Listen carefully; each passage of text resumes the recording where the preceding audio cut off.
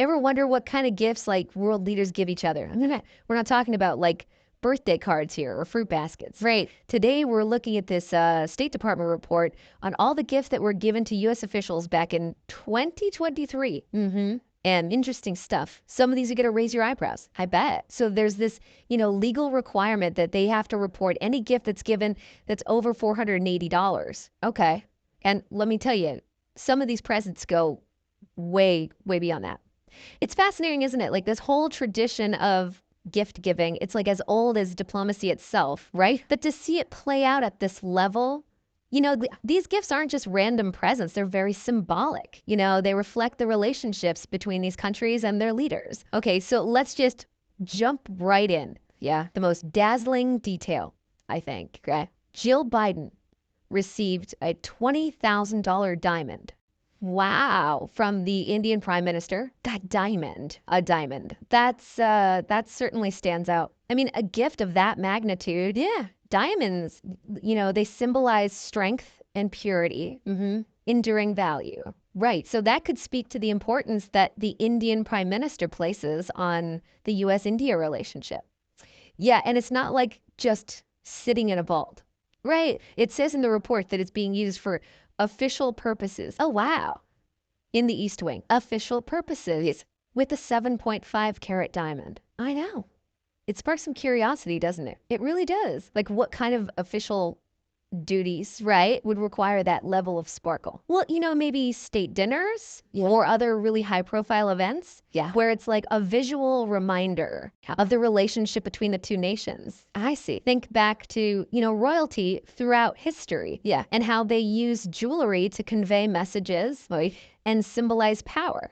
Maybe this is like a modern day example of that. That's a good point. Yeah, so that diamond definitely steals the show. But it wasn't the only significant gift that the Bidens received. Oh, really? Yeah. Joe Biden was also gifted a brooch. Okay. Worth over $14,000. How? From the Ukrainian ambassador. Okay. And then a whole collection of gifts, actually, from the Egyptian president and first lady. Interesting. That were valued at over $4,500. It's interesting when you view these gifts, through the lens of what's going on, geopolitically, like the brooch from Ukraine, given in the middle of this conflict, right, could be seen as like a gesture of gratitude for the support and a call for continued support. Right. And then the gifts from Egypt. Yeah, that's interesting because the U.S. is trying to navigate its relationship with the country very carefully right now. Yeah, balancing, strategic alliances with these human rights concerns. Yeah, it's true.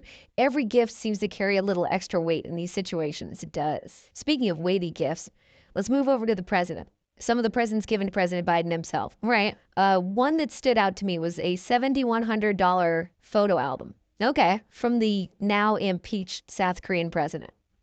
Oh, wow. The timing on that gift is, I know, particularly interesting given what happened. Right. It makes you wonder about the intent behind the gift. Yeah. Was it meant to strengthen ties or was there some other message, right, hidden beneath the surface? It definitely adds another layer of intrigue there. It does. Then there's the $2,400 collage from Zelensky. Oh, okay. Which is a gift that's really hard to separate from the context of what's going on, right, with the war in Ukraine. Yeah. What do you think that signifies? Well, I think it could be a personal gesture, okay, of appreciation from Zelensky to President Biden.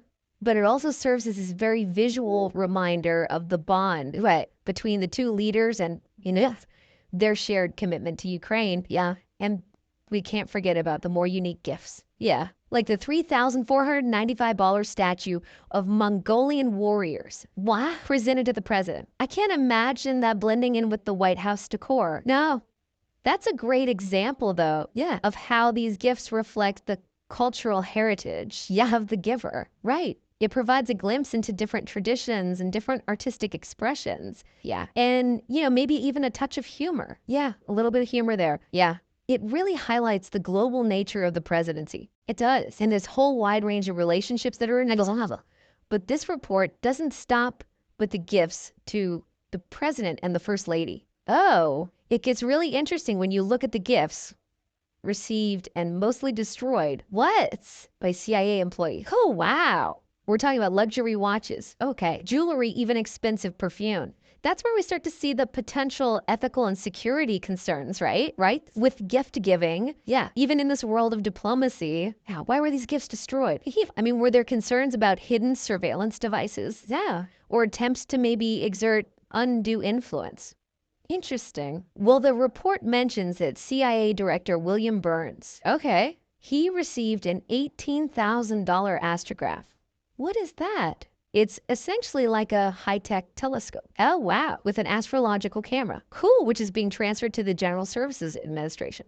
Okay, so that's different and destruction. Right. So it seems like they found a way to repurpose this gift. Yeah. For government use, which highlights the different, protocols for handling these valuable items. Yeah, it makes you wonder, what's the GSA going to do with an $18,000 astrograph? Hey, good question.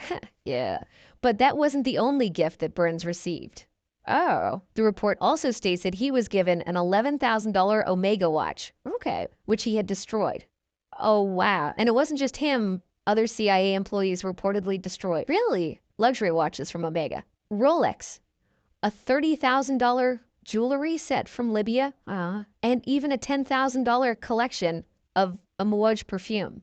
The destruction of those gifts, especially ones that are worth so much, suggests that the CIA takes these potential risks very, very seriously. Yeah. And you can understand why they operate in a world of secrecy and sensitive information. Right. And maintaining public trust is like the most important thing. Yeah. Even the appearance of impropriety could be damaging. It's like something out of a spy novel. It is. You have to wonder if this destruction is standard procedure. Yeah. Or if each case is evaluated like individually. I'd imagine it's a complex decision-making process. Yeah. Trying to balance diplomatic protocol, national security, and then the ethical considerations. Right. It raises questions too about transparency. It does. Should there be clearer guidelines about what types of gifts are acceptable? Yeah, and how they should be handled. Yeah, especially for agencies like the CIA. That's a good point after all. Yeah.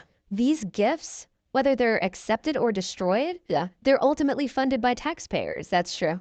We have a right to know how they're being handled.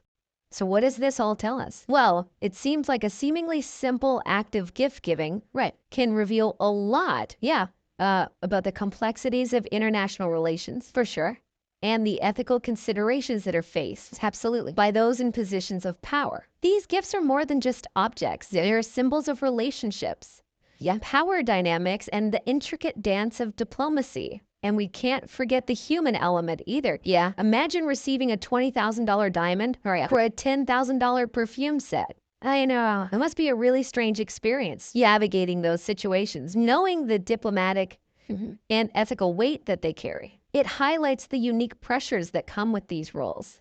Yeah. Every decision, even something as simple as accepting a gift, can have far-reaching implications. It makes you think about all the things that we don't see. I know. All the behind-the-scenes negotiations, the carefully crafted gestures, the potential pitfalls that come with navigating this whole world of international diplomacy. It's true. This report provides just like a small window into that world, reminding us that every interaction, every gift, every decision carries weight. Yeah, and for anyone who thinks that diplomacy is all stuffy handshakes and formal dinners, think again. I know. Diamonds, luxury watches, perfume collections. Right. Clearly there's more to it than meets the eye. Absolutely. It really underscores that there's this whole other layer of strategy and meaning behind these exchanges. Yeah, it's a constant balancing act. It is, trying to foster these positive relationships. Yeah, maintain our own national interests. Yeah, and then uphold, ethical standards. Right, all while navigating this minefield of gift giving. It's a fascinating dilemma. It is, and it really leaves us with this thought-provoking question. In an age of increasing scrutiny and these potential conflicts of interest. Yeah.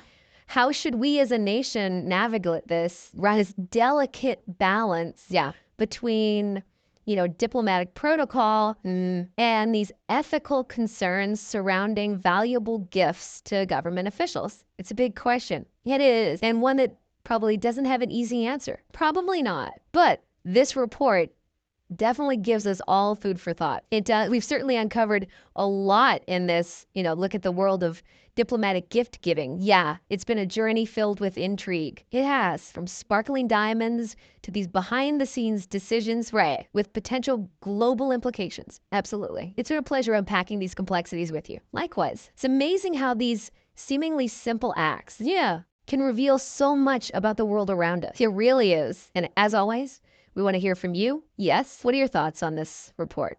What surprised you the most? Share your thoughts in the comments. Yeah. And don't forget to like this video, subscribe to the channel, and share it with anyone, who might be interested in this glimpse, right, behind the curtain of international relations. Yeah, it's really fascinating. Right, it is. Like all these seemingly simple acts, can reveal so much, about this whole world around us. That's true. It really makes you think. It does. So as always, we want to hear from you guys. Yes. What are your thoughts on this whole report? Yeah. What surprised you the most? Yeah. Share all your thoughts in the comments. Please. Don't forget to like this video. Yes. Subscribe to the channel, of course, and share it with anyone who might be interested, right, in this little glimpse, behind the curtain of international relations. It's fascinating stuff. Thanks for joining us. It's been a pleasure.